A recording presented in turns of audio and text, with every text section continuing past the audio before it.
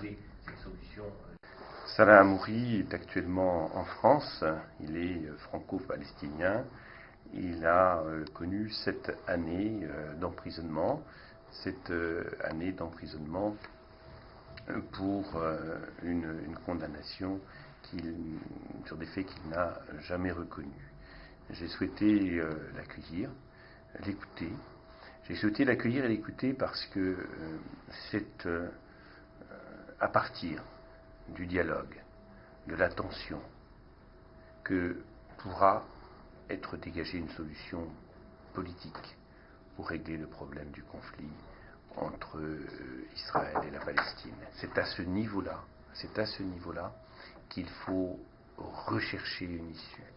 À chaque fois que, de par le monde, et ici en France, les citoyens, les responsables politiques porteront une attention concrète à ce que vivent les Palestiniens, à ce que vivent les Israéliens, à ce que vivent des femmes et des hommes, en l'occurrence aujourd'hui un Palestinien enfermé pendant 7 années, à ce qu'ils vivent. C'est à partir de cela que nous ferons, à partir de cette écoute, que nous ferons reculer la recherche d'une solution par la violence, que nous ferons au contraire avancer la recherche d'une paix durable qui reconnaîtra pour chacun des peuples le droit à vivre sur un territoire reconnu, avec des institutions politiques reconnues.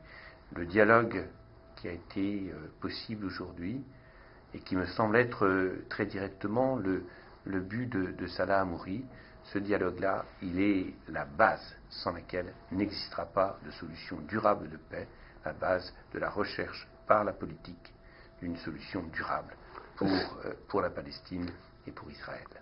Monsieur le Président, bientôt les élections présidentielles, le dossier de la Palestine, il sera certainement sur la table du Président de la République. Est-ce qu'il y a un espoir qu'on puisse enfin aller vers une négociation de paix et que ces deux peuples puissent cohabiter ensemble en paix?